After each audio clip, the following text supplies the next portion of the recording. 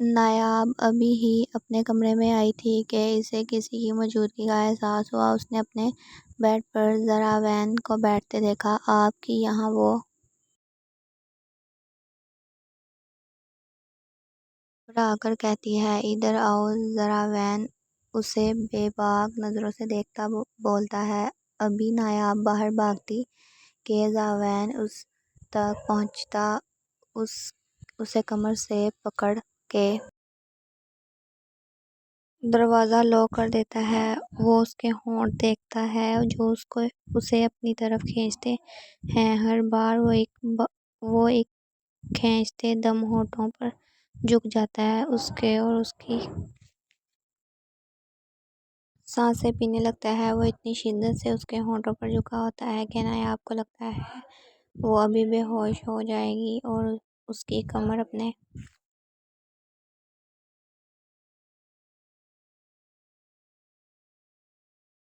ہاتھوں سے مسلتا ہے۔ نایاب کو سمجھ نہیں آ رہا ہوتا اس کے ساتھ کیا ہو رہا ہے۔ وہ ایک دم اس کا دوپٹہ اتارتا ہے اور اسے اپنی گود میں اٹھاتا ہے۔ وہ اسے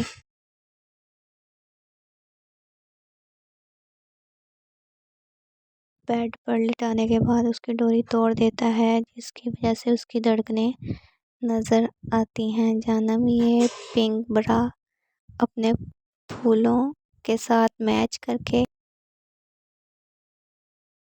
پہنی ہے۔ کیا وہ اپنے دانتوں سے برا ہٹتا کہتا ہے۔ نایاب تو شرم سے لال ہو جاتی ہے۔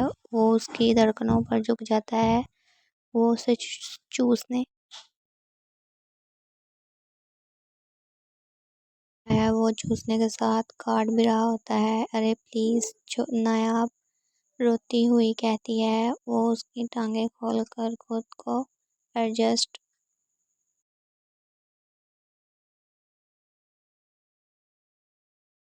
کرتا ہے اور اسے اپنی مضبوطی محسوس کرتا ہے۔ نایاب تو مرنے والی ہو جاتی ہے۔ وہ ایک دم نایاب کا ہاتھ پکڑتا ہے اور اپنی مضبوطی کو پر رکھ کر دباتا ہے۔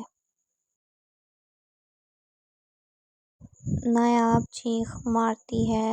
زراوین اس کا ہاتھ چھوڑ کر اس کی گہرائیوں پر اپنی ہتھیلی سہلاتا ہے جس کی وجہ سے نایاب کی آہیں گونجتی ہیں۔ زراوین مسکرا کر اس کی شلوار میں ہاتھ ڈالتا ہے اور پہلے سے بھی زیادہ مسلتا ہے۔